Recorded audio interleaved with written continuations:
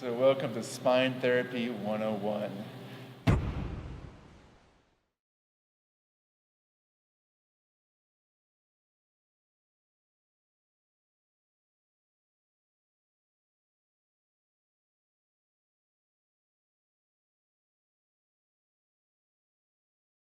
So I'm going to show you what to do now for our spine blocker stretching.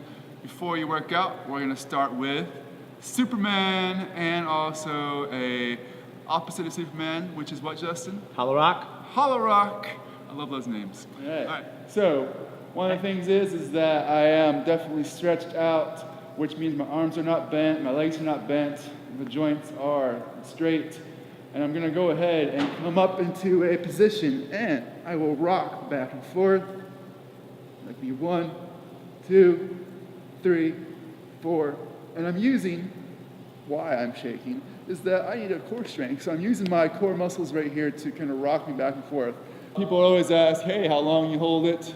I'm thinking that you're gonna hold this for about 10 seconds, then back down.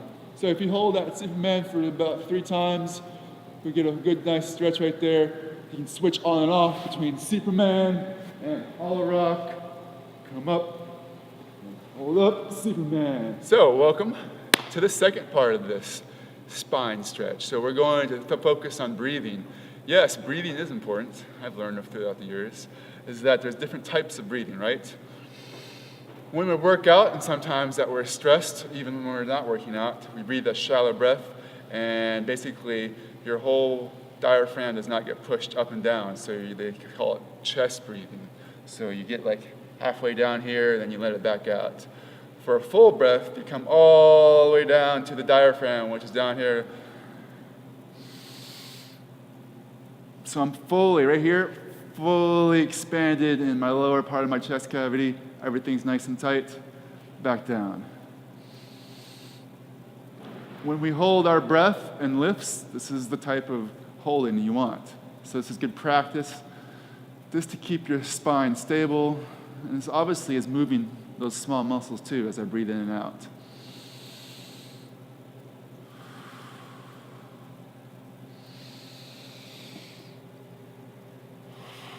How many breaths are we going to do? 10. 10 breaths. So a little bit of story behind that breathing is that I've noticed a big difference.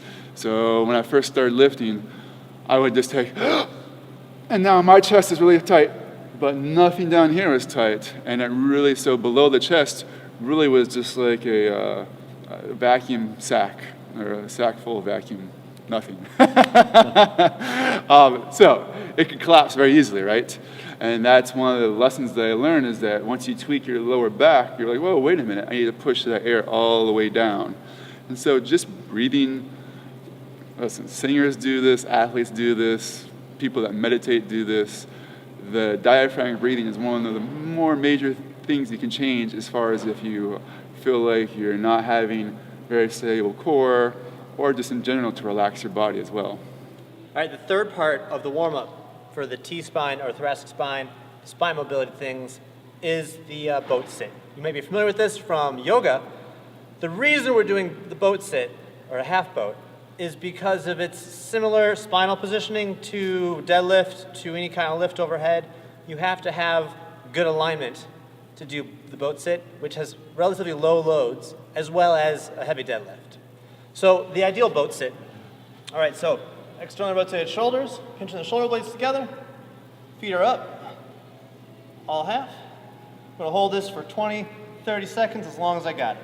I'm already a little bit fatigued after doing that for a little bit. So easier way to do this is if we have a small, could be anything, could be a bucket, could be a wall ball, could be something small.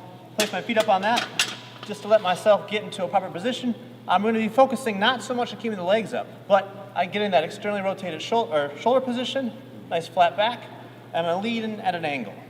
If I can hold this for 10, 20, 30 seconds, I'll have gotten the intent of this warm-up.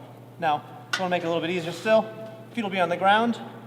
Again, externally rotated shoulders, gonna lean a little bit back, and this is really gonna tax an upper body, lower spine positioning as we sit here.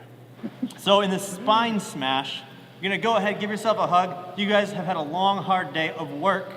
And you're gonna roll left and right as you travel up and down your spine, loosening everything up, get ready for your workout of the day. Say you've done lots of deadlifts or any type of movement and you're not feeling so hot back here. So afterwards, you got a couple good stretches for you.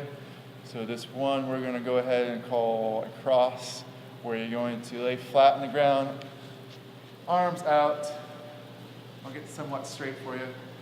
So my arms are out, my legs are stretched out, lifted up and over. And if you can notice, guess what happens to my other shoulder? It wants to go up. Not good. This shoulder should be on the floor.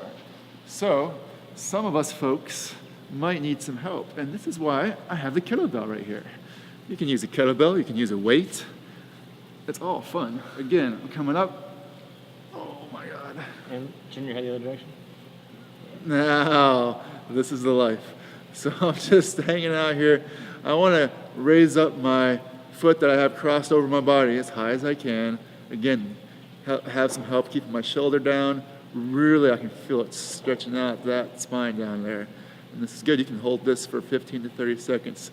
Relax into it. So if it feels tight, just use that breathing we've talked about before, right? Breathe in, breathe out, and let your body loosen up. He's in the scorpion, or about to be in the scorpion. Go, Justin. All right, the second part of your T-spine end of the day is gonna be the scorpion. You already did the cross. Scorpion is just the opposite of that. We're lying face down, hands out to the side. I'm gonna take my right foot over to my left hand, bring it up and across. Trying to touch my left hand with my right foot. So it's okay if your shoulder comes up. That's shoulder up, that's no problem at all. I got a lot of rotation in my lower spine right now, and that's what I'm really trying to get, is for that to get loosened up. Hold that for 15, 20, 30 seconds. Go ahead, switch back to the original side, and we're just trying to get that range of motion.